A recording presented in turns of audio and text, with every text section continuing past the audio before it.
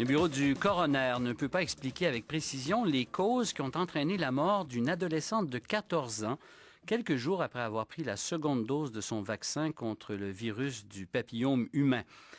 Même s'il conclut que la noyade est la cause probable de la mort de l'adolescente, le rapport du coroner souligne que la raison de sa mort est loin d'être connue. Évidemment, l'adolescente prenait son bain là, au moment de son décès. Le rapport du coroner fait aussi plusieurs commentaires et recommandations à Santé Canada et au ministère de la Santé du Québec.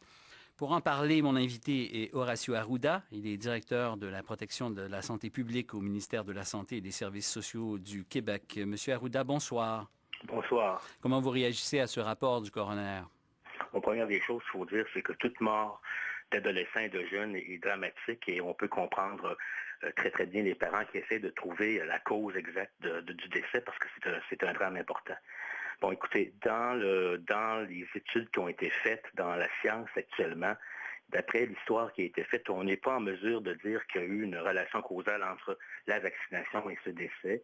On sait qu'à chaque année au Québec, il y a à peu près 4 à 5 adolescents qui meurent de causes parfois inexpliquées. Est-ce une coïncidence dans le temps? C'est comme c'est souvent le cas dans ce qu'on appelle les manifestations cliniques associées. On les surveille quand même, on les déclare pour être en mesure de voir si des phénomènes de cette nature-là apparaissent pour être en mesure de faire des études plus poussées.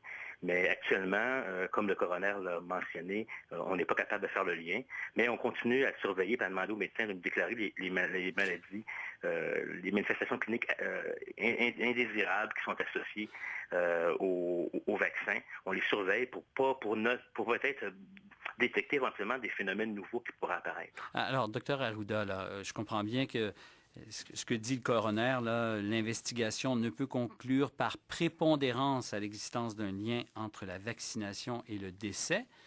Mais on poursuit dans ce rapport-là en disant que la question, donc il n'y a pas de conclusion à tirer de ça, la question demeure ouverte et nécessite une réponse dans les meilleurs délais. Qu'est-ce que vous allez faire avec cette demande de réponse dans les meilleurs délais?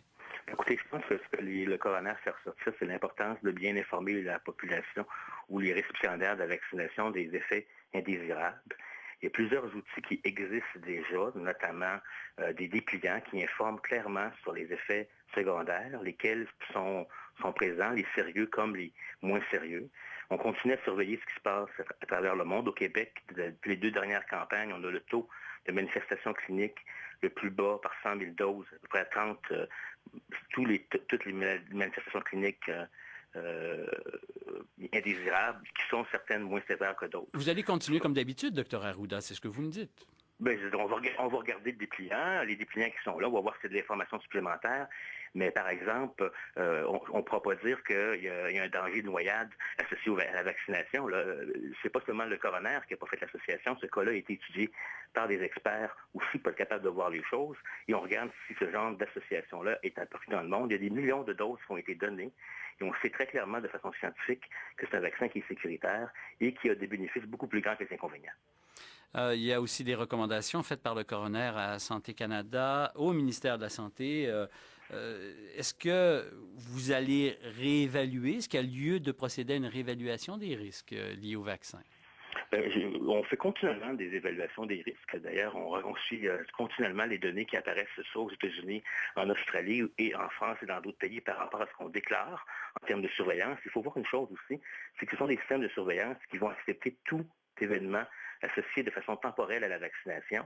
Et donc, ce n'est pas une relation causale. Et quand on a une augmentation d'un événement ou d'un autre, de type soit neurologique ou autre, on pousse plus loin à travers les investigations. On va continuer à faire les déclarations au groupe de vaccinal des effets secondaires au niveau de Santé Canada. On va regarder notre matériel. Il faut comprendre que chaque aussi vaccinateur doit informer clairement la personne vaccinée des choses. Et vous pourrez voir sur le site web du ministère, il y a 4 outils qui sont spécifiques à la vaccination contre le VPH. Oui, la vaccination contre le VPH est administrée auprès d'adolescentes, donc.